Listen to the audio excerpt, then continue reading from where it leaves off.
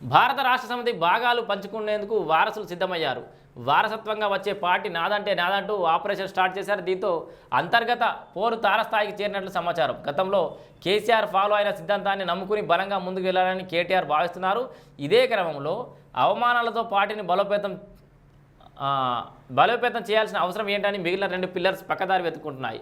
కేటీఆర్కు అంత సీన్ లేదని, పార్టీ కష్టాల్లో ఉన్నప్పుడు ఇదేం పద్ధతి అంటూ వారి దారులు వారు చూసుకుంటున్నట్లు జరుగుతున్న పరిణామాలు కనిపిస్తున్నాయి. ఆ 5 పేజీల్లో ఏముంది ఏంది? తన తండ్రి కేసీఆర్కు కవిత 5 పేజీల లేఖాస్త్రం సంధించారు.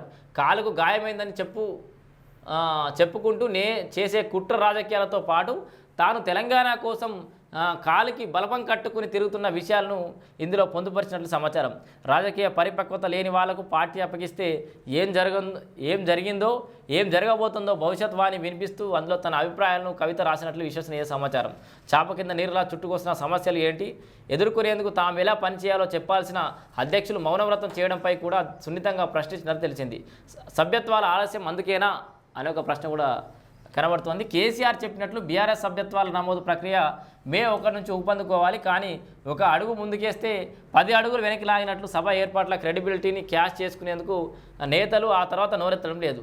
ఇంట్లో పంచాయతీ తెగే వరకు లాగడమే అన్నట్లుగా కేటీఆర్ వ్యవహార శైలి ఉండడం వెనుక అనేక ఉదాహరణలు ఉన్నాయని తెగ మాట్లాడుకుంటున్నారు. స్థానిక పార్టీల్లో సమబలమైన నేతలు ఎప్పుడైనా ప్రమాదకరమని గ్రహించి ఉంటే రాజకీయాలు లేదంటే వెళ్ళిపోవడం అనేవి ఇప్పుడు ఎలా తేలేదని భీష్మించి కూర్చున్నారని తెలుస్తోంది.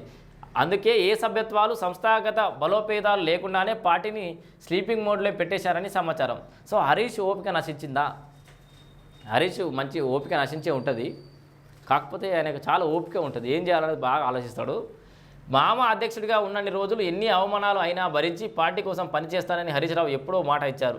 రజతోత్సవ సభ అంతా కేటీఆర్ సక్సెస్ చేశారని క్రెడిట్ సాధించుకుంటున్నారు. దానికి తోడు అడుగడుగున అడ్డంకులు ఎదురవడంతో ప్రజల తరపున ప్రశ్నించకుండా పార్టీని పట్టుకుని ఉంటే ఏం ఉపయోగమని డిసైడ్ అయినట్లు విశ్వసనీయ వర్గాల సమాచారం. అందుకు ఏ పార్టీలతో వెళ్ళాలి, కొత్త పార్టీ పెడితే ఎదురయ్యే సమస్యలు ఏంటి, ఇతర పార్టీల అసంతృప్తులను ఎలా కలుపుకొని పోవాలి, ప్రత్యేక పార్టీ నేషనల్ పార్టీల సపోర్ట్ ఎలా ఉండబోతోంది, పేరు టీఆర్ఎస్ వచ్చేలా ఉండేందుకు నామకరణం చేస్తే ప్రజల్లోకి వెళ్తుందా, కాంగ్రెస్ మరోసారి రాదనే వాదనతో ఎలాంటి ప్రజా సమస్యలను ఎత్తుకుని వెళ్లాల్సి ఉంటుందో అంతర్గతంగా హరీష్ రావు సతమతం అవుతున్నట్టు తెలుస్తోంది. అమెరికాలో సెటిల్మెంట్ అవుతుందా అని కూడా అంటారు. కాంగ్రెస్ సోషల్ మీడియా ఇప్పటికే కొత్త పార్టీ అంటూ బీఆర్ఎస్ బీటలు అంటూ ప్రచారం మొదలుపెట్టడంతో హరీష్ రావు ఆచితూచి పకడ్బందీగా నిర్ణయాలు తీసుకోవాలని ప్లాన్ వేసుకుంటున్నట్టు సమాచారం. గతంలో మాదిరిగా బావమరిది బయటకు పేర్లా కనిపించి అంతా ఒకటి అనే సీన్ ఇప్పుడు కనిపించకపోవడంతో హరీష్ రావు తన దారి